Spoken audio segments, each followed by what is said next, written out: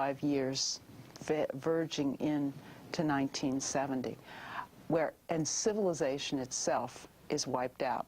What you see is just constantly, tanks, planes, gas warfare, which of course had been done in World War I and was very well known to people, and ultimately the elimination of the ability to even fix anything that was destroyed. So now to get a sense of where this, and at the conclusion, their disease breaks out of a sort that is clearly meant to be reminiscent of the plague of the the initial Dark Ages, wiping out 1/2 of the population of the planet. And we have a clip here that will give the viewers a sense of how Wells portrays that. Mary, iodine. There's no more left, Father. This is the last drop. God. What is the use of trying to save this mad world from its punishment? Oh, Father, if only you could get some sleep. How can I sleep? See how they wander out to die.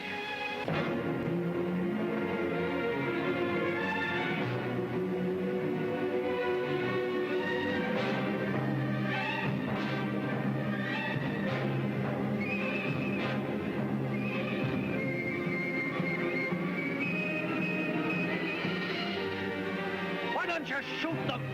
It's their lives or ours. Let's get guards and make a cordon.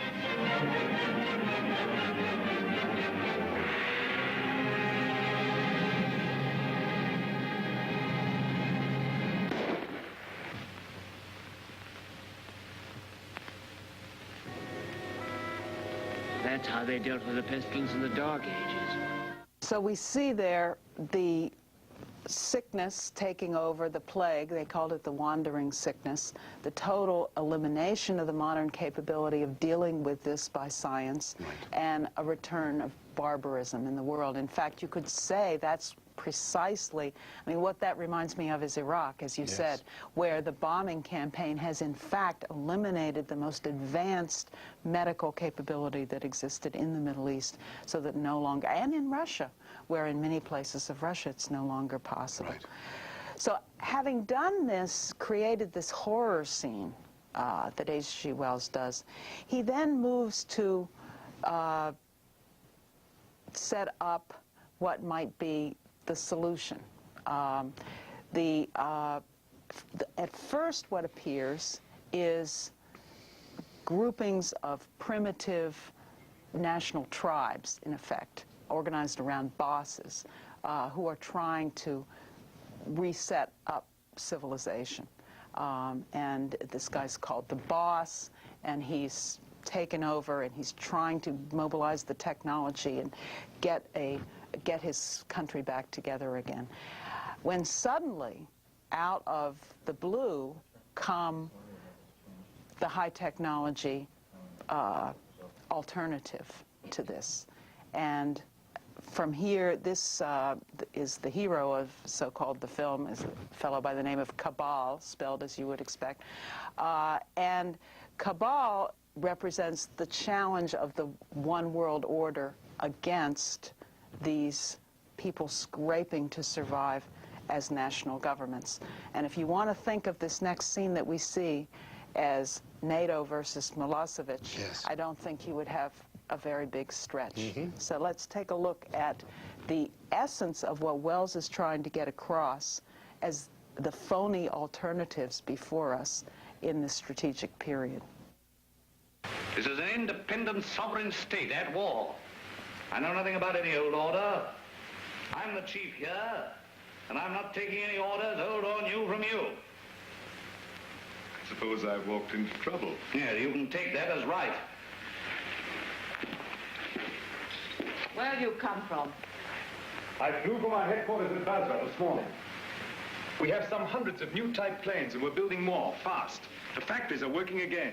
We're gradually restoring order and trade in the whole Mediterranean area. We're scouting this region now to see how things are. You found out. This is an independent sovereign state. Yes, we must talk about that. We don't discuss it. We don't approve of independent sovereign states. You don't approve. We mean to stop them, That's war. if you will. Now, in fact, you may not see that in the press from day to day, but that is the concept behind the British-American Commonwealth grouping. There is no sovereign nation state. That is what, in the broad sense, that President Clinton right now is blinded from seeing why these forces and their lackeys like Gore and Albright are calling, and Blair, who's one of the most prominent, are calling for war against Yugoslavia. It's not against Yugoslavia, it's against the concept of the sovereign nation state and any protection against such a world government domination, which will control all the technology, which will decide who gets technology and who does not get technology. Now, we want to show just the last section of this, which again poses it very, very sharply, because getting out of the war situation per se, what happens in the movie is, of course, these guys take over, who control the high technology planes. They eliminate the nation state, and they build modern cities and presumably set mankind free from barbarism and set him up for progress. But this is, in the book, it's clear that this is really done with very tight genetic controls. People are reshaped, the deformed people, the sick people are eliminated. The population of the world maintains itself at 2 billion people over the course of centuries because of this kind of culling. But what you see in the movie is an attempt to win the minds of a certain elite to this idea of control of technology in a demented anti-human form. So what we're going to see is a splice, is two parts from the movie put together, which I think best show what this fellow Cabal is really trying to put across for the audience. That's what endless warfare has led to. Brigandage. What else could happen? But we, who are all that are left of the old engineers and mechanics, have pledged ourselves to salvage the world. We have the airways, all that's left of them. We have the seas. And we have ideas in common. The brotherhood of efficiency. The Freemasonry of science.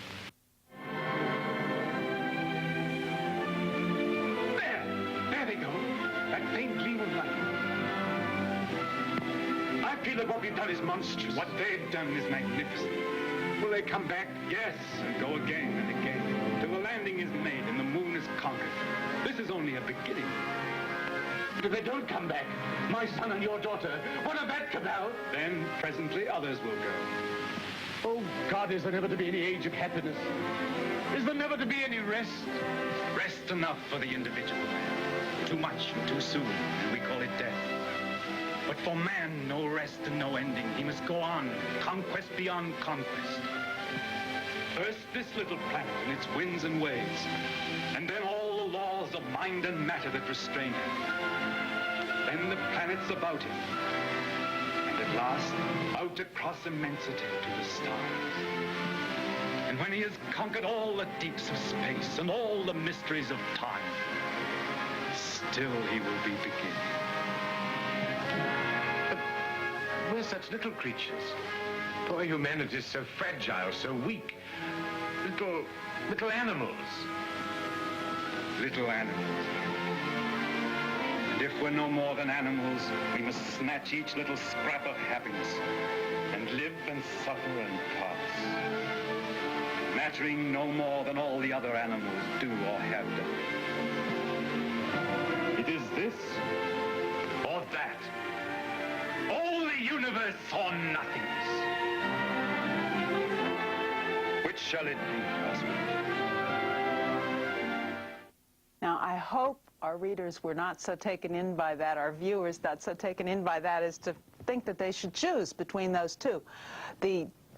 Contrary to some of what the words say, the demented idea of a Freemasonry of science, which is going to control and determine what happens to every individual on Earth, in contrast to man as a human being with a creative intellect made in the image of God, working through the nation state, is dramatic. And yet, today, I would bet that many so-called educated people would tend to fall for choosing, are we a worm or are we a Superman, which is precisely what is presented here. So, but the demonic nature of this vision is what people have to begin to understand in the mentality of the oligarchy, in the mentality of the British American Commonwealth grouping. And that's what's behind this drive for war, which is effectively a drive to try to prevent any alliance between the United States, the premier nation state in this planet, and Russia and China. It's a destructive drive, and, you know, pure destruction, not with some grand vision of how we're going to help mankind. Right.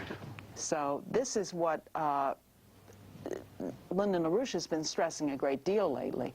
Yes, we need a war to eliminate this kind of thinking and this kind of control over particularly President Clinton. What happened, as it's been said on this show many times, is that over the course of the impeachment assault, President Clinton was weakened. His powers of judgment have been impaired, and he's been relying on a crew brought in by Gore in 1996, 1997, which is been tutored in this kind of approach to the world. Gore is the quintessential technological apartheid. We control technology for your good kind of person. Right. Which does translate into genocide. And that's what we're fighting when we're fighting this process of pushing forward toward war. Right. Now, Madeleine Albright has been a very prominent figure in bringing the United States into this Balkan War. She engineered a fundamental change in the Rambouillet negotiations last year. She tossed out the elected leader of the Albanians of Kosovo, or ethnic Albanians of Kosovo, Ibrahim Rugova. She replaced him by a terrorist organization, the KLA. And since then, it's been all downhill in the negotiations. That led to the shoving of the Russians out of the negotiations, to achieving, contrary to the whole setup, to achieving an agreement which was rejected in advance by the Russians for NATO military power in Bosnia. And from there on, it was an inevitable catapult into the war in which we find ourselves now.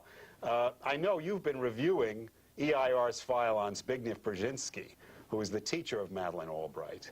And when we return, I'd like you to tell us how the thinking and career of Brzezinski relates to this mad adventure we've now engaged in the Balkans, if it does. It certainly does. Woody Woodpecker's at it again, and he's knocking at the foundations of civilization, I'm afraid. You're watching EIR Talks. We'll be right back.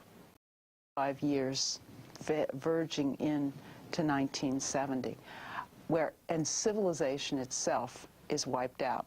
What you see is just constantly, you know, tanks, planes, gas warfare, which of course had been done in World War I and was very well known to people, of a sort that is clearly meant to be reminiscent of the plague of the the initial Dark Ages, wiping out 1/2 of the population of the planet.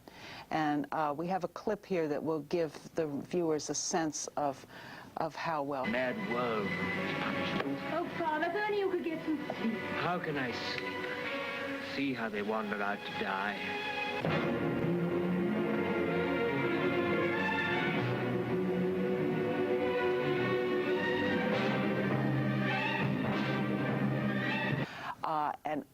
And ultimately the elimination of the ability to even fix anything that was destroyed. So now to get a sense of where this, and at the conclusion, their disease breaks out.